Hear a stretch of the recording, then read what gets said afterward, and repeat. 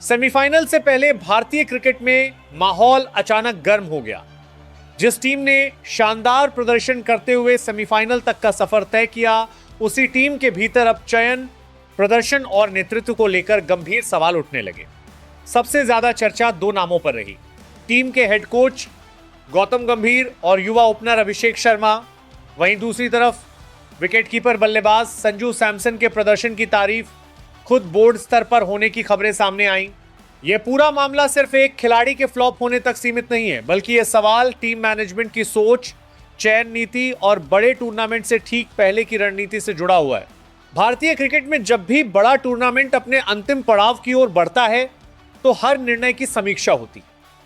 इस बार भी कुछ ऐसा ही हुआ। सेमीफाइनल तक टीम की यात्रा मजबूत रही, लेकिन कुछ व्यक्तिगत प्रदर्शन ऐसे रहे जिन पर बोर्ड के भीतर चर्चा होना तय था। अभिषेक शर्मा को इस टूर्नामेंट में आक्रामक शुरुआत देने की जिम्मेदारी सौंपी गई थी। शुरुआती मैचों में उनका स्ट्राइक रेट अच्छा दिखा, लेकिन पिछले 4-5 मुकाबलों में वे बड़ी पारी खेलने में नाकाम रहे। बोर्ड के कुछ सदस्यों का मानना था कि अगर कोई सीनियर खिलाड़ी इतनी बार फ्लॉप होता तो शायद उसे आराम दे दिया जाता। सवाल यही उठा कि क्या उन्हें लगातार मौके सिर्फ इसलिए मिल रहे हैं क्योंकि कोच का भरोसा उन पर बना हुआ है। हेड कोच गौतम गंभीर का क्रिकेटिंग अप्रोच साफ है, आक्रामक मानसिकता, युवा खिलाड़ियों पर भरोसा और लंबी रणनीति। लेकिन बड़े टूर्नामेंट में जब हर मैच नॉकआउट जैसा हो, तब संतुलन बनाना जरूरी हो जाता है। क्या टीम चयन में प्रदर्शन से ज्यादा भरोसे को प्राथमिकता दी जा रही है? क्या ड्रेसिंग रूम में प्रतिस्पर्धा का माहौल बना हुआ है? क्या विकल्प मौजूद होने के बावजूद बदलाव नहीं किए जा रहे? गंभीर का पक्ष यह बताया गया कि वे खिलाड़ी को लंबा रन देना चाहते हैं ताकि वह आत्मविश्वास के साथ सेमीफाइनल में उतर सके। उनका तर्क था कि बड़े खिलाड़ी लगातार मौके मिलने से ही बड़े बनते हैं। अभी तक आधिकारिक तौर पर कोई कड़ा कदम सामने नहीं आया है, लेकिन संकेत यही है कि सेमीफाइनल के बाद पूरे अभियान की समीक्षा होगी। बोर्ड की नीति आमतौर पर टूर्नामेंट के बीच में कोच या चयन पर बड़ा फैसला लेने की नहीं रही है, लेकिन अगर परिणाम उम्मीद के मुताबिक नहीं रहे तो पोस्ट टूर्नामेंट रिव्यू में हर पहलू पर चर्चा तय मानी जा रही है। क्या प्लेइंग 11 में बदलाव की गुंजाइश थी? क्या बैकअप खिलाड़ियों का सही इस्तेमाल हुआ? क्या युवा खिलाड़ियों पर जरूरत से ज्यादा निर्भरता रही? जहां एक तरफ कुछ खिलाड़ियों के प्रदर्शन पर सवाल उठे, वहीं संजू सैमसन की बल्लेबाजी को लेकर सकारात्मक प्रतिक्रिया सामने आई।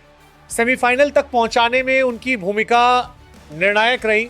दबाव की स्थिति में संयम, पारी को संभालने की क्षमता, फिनिशिंग में परिपक्वता, विकेट कीपिंग में स्थिरता। बोर्ड के भीतर यह बात मानी गई कि सैमसन ने जिम्मेदारी को सही तरीके से निभाया है। खासकर नॉकआउट जैसे मुकाबलों में उनका शांत रवैया टीम के लिए अहम साबित हुआ। मीटिंग में यह भी चर्चा हुई कि चयन समिति और कोचिंग स्टाफ के बीच तालमेल कैसा रहा। चयन समिति विकल्प देने के पक्ष में थी, टीम मैनेजमेंट निरंतरता के पक्ष में। यह मतभेद खुला टकराव नहीं है, लेकिन रणनीतिक सोच में फर्क जरूर दिखाई देता है।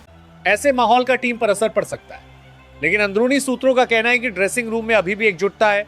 खिलाड़ियों को साफ संदेश दिया गया है कि बाहरी चर्चा पर ध्यान न दें। कोच का फोकस सिर्फ फाइनल पर है। सीनियर खिलाड़ियों ने भी युवा साथियों को समर्थन दिया है। सबसे बड़ा सवाल यही है, क्या फाइनल में भी उन्हें मौका मिलेगा? अगर टीम वही संयोजन रखती है तो यह कोच का मजबूत संदेश होगा कि वे अपने खिलाड़ी के साथ खड़े हैं।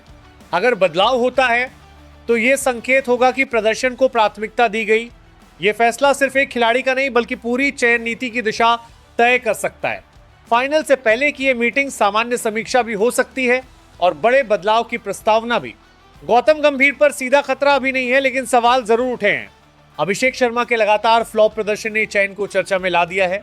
वहीं संजू सैमसन की भूमिका ने उन्हें सकारात्मक सुर्खियों में ला दिया है। सेमीफाइनल का परिणाम तय करेगा कि यह चर्चा सिर्फ बैठक तक सीमित रहती है या बड़े फैसलों में बदलती है।